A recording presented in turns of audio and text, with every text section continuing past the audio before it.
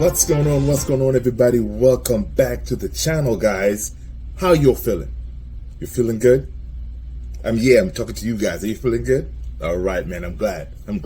Again, welcome back to the channel. I'm your boy Luther, and this is Man United Central. Again, I appreciate you guys for coming back to the channel to get your update when it comes to our Manchester United. So, without further ado, do me a favor, hit that like, subscribe, and notification bell. That way you do not miss any news when it comes to our show. All right? Okay, so this is what I got for you today, man. Again, as usual, the transfer news are hitting up everywhere you look. We're getting the transfer information like by the hour. You know, everything is changing as it goes, right? So that being said, the main one that is being making its rounds today is, as I'm reading here from the most recent one, is actually there is reports coming from Germany that we are actually in for Goretzka from Bayern Munich, right? I like Goretzka. I don't know about you guys. Make sure you put a comment. What do you think about us being in for Goretzka? Now, why are we in for Goretzka? So, the way Ten Hag is working this is like, look, seeing that his main, potential target is Declan Rice, right? So if we cannot get Declan Rice, he would prefer to go for a player like Goretzka. Now, what do you all think? Personally, I mean, we should just be getting Declan Rice. If Ten Hag wants Declan Rice, gets Declan Rice. We shouldn't be getting like Bayern's kind of not reject, but kind of, they get the first dibs of Declan Rice, and then we get whatever they don't want, kind of thing.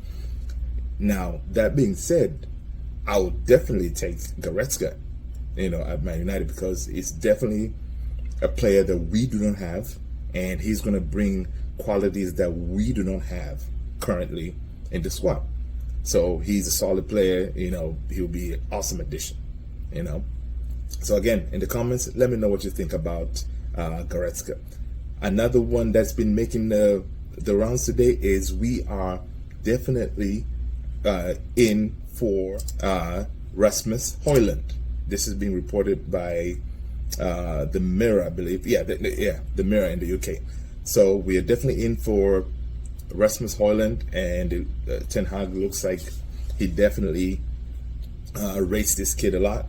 Right, and we know Rasmus Hojlund. I reported to you on a few videos in the back that this kid plays in Atalanta, and he's only 20 years old, Danish striker, and so a lot of room for growth. To that way he can, if we were to get him, he can grow into the team, and learn how Ten Hag wants to play, Ten Hag ball, right? So this kid this season he scored about 16 goals and 7 assists, which is good returns. We could use a player like him, to help out with the goal scoring, because that is our big problem.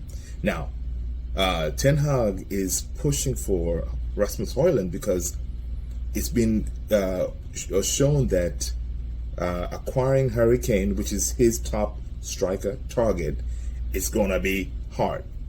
Okay, because again, Dan Levy, he said, look, over my dead body, you guys are going to get this guy. But that is one thing. The second thing is, you guys also heard that Karim Benzema has left Real Madrid, right? He's gone to, I think, Saudi Arabia or whatever. But this is not a Madrid show. So Karim Benzema has left. Now, with a team like Real Madrid, now they have a gap there that they need to fill. Who's this striker out there that they can fill that gap? Because according to Ancelotti, he wants a player that can do, drop back, assist, not only, and also score goals, like the way Karim Benzema played for them all these years. And the only logical answer is Harry Kane. Now, Harry Kane right now, with if a team like Real Madrid come after you, and you haven't won any titles, no championship in your trophy cabinet, yes, you could be the number one goal scorer in the English league, Premier League, whatever, but you don't have any trophies. because he feels that he's getting up there in the age, so he wants trophies. So if Madrid comes, guys, it's going to be hard for us to fight that, because if he get to choose, most likely Madrid is going to win. Everybody wants, all the players want to play for a team like Madrid. So I don't knock him for that, but you know what? I don't really mind it very much, because if he was to go to a Real, that means, there are other strikers we can pursue. Like this kid, Hojlund. Yes, he can come in, but he's not the finished product. We don't want him to come in and be like the main striker for us. We need another seasoned, guaranteed, 20-goal striker, right?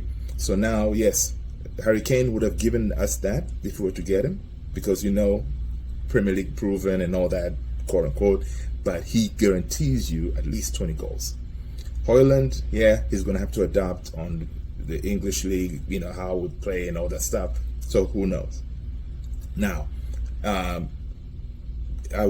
thing that I'm seeing what Ten Hag is trying to do here is the reason that he's pushing for Hojlund. Maybe he's trying to make your boy Rashi as the next season to be our number 9. So it will be like Rashi and Hojlund, helping each other. And now you would say, okay, if Rashi is going to be a number 9, who's going to play on the left? Now on the left, maybe the way he's thinking, he could be like, he say, look, I have Garnacho on the left there. I can play Sancho, and then on the right wing he has Anthony and of course Amad Diallo. Amad Diallo blew up when he went on loan, so he's coming back, and I know for a fact that Ten Hag is definitely going to incorporate him into the team. He wants him back, that way he can go on preseason, and that way he can acclimate with the team, and next season I'm sure he will be starting some games, coming in there. And we also have Pellistri. Now Pellistri, he may go on loan or be sold, yeah, but Ten Hag has those pretty much 2 right wing, 2 left wing, and then you can have Rashi up top, and Hojlund will be in good shape, but if we don't get Kane, we can move on that way for a little bit. But definitely he definitely needs more reinforcement. Now another making the news today is I'm seeing that Yuri Tielemans from Leicester, he is the Belgian midfielder. He officially left Leicester, so he's a free agent. Based on our situation, I know we've been in for him in the past, so Ten Hag rated him in the past, and we couldn't get him. So maybe again he may decide to go for a player like Tielemans, all right? Because of course he's available. It won't be that hard to get, because right now we need quality, but we also need quantity, right? But it has to be the right players. Basically, yes, you can have a player like Tielemans on the bench. He can come in and also give you something different, right? And the same reason, same token, that is why Ten Hag, which we know that he's go in for Mason Mount, because Mount gives Ten Hag that versatility. He can play in the midfield with a midfield 3. He can play at 10, and he can also play on the left wing. And he's tenacious and aggressive. So we could get a player like him. That way Ten Hag has pieces that he can put together and come up with a masterpiece, right? Now with the Mason Mount situation, apparently Chelsea, I don't know what they've been smoking. They're asking for 80 million for Mount. Really? Do you guys think Mason Mount is worth 80 million? Listen, if they stick with that and they don't want to drop the price, I would say, you know what, forget it, Mount, peace out. We're gonna get somebody else, because he is definitely not worth 80 million. Leave me a comment below and let me know if he's worth 80 million. I don't think so. He's 50 million the most, right? Anything above that, United, we leave, because we're not, yes, we're desperate for players, but we're not going to be taken to the cleaners like the way it's always been. Like last season, Anthony, he was not worth, 70 million? He wasn't. But because we dragged and we, Ten Hag really wanted this kid, we overpaid. We don't want to do that again this season, right? So I would say, look, if it was me, Chelsea sticks with their guns. I'd be like, forget it. I'll take my business somewhere else, right? So Mount, 80 million, no. But obviously it will be a good addition for us. Now, another transfer rumor that is out there, Rabiot is a free agent. Now, with him, yes, we can get his services, but of course he's going to have like a huge salary, because that was one of the stumbling blocks from last transfer window when we were trying to acquire him, because dealing with his mother as his agent, it's quite a bit of a pain. But I would take Rabiot anytime, because he just finished having a tremendous season, and in our midfield, a player like him, he'll fit in perfect. Right now, as far as the outgoings, I thought Maguire was on his way out. Guys, reports today, I think it was on the Daily Mirror in the UK, that Maguire looks like he wants to stay. Come on, Maguire. This guy, he has no ambition. You cannot be comfortable just sitting on the bench. Leave. Go somewhere where you can be a starter. I really hope he does, but the news are reporting is he may want to stay. Or he's going to stay, rather. Now, so if he stays, of course, next season, the way I'm thinking, the way Ten Hag looks like the way he's going is, Bruno is going to be given the armband. So Bruno is going to be our captain full time. So again, imagine, why would you stay? You're not going to be a captain anymore, and you're just going to be there warming the bench. Come on. And not only that, you're not going to be like even the second string backup, because you have our main center defenders will be Varane, Lisandro Martinez, and then when we bring in, keyword here, when we bring in Ming-Sun from Napoli, come on, you're going to be fourth string defender, Maguire? Come on, please leave so you can give us that money, at least 30-40 million. We can use that to get quality, right? So, and last but not least, over situation, it's still rumbling on. The saga is still ongoing.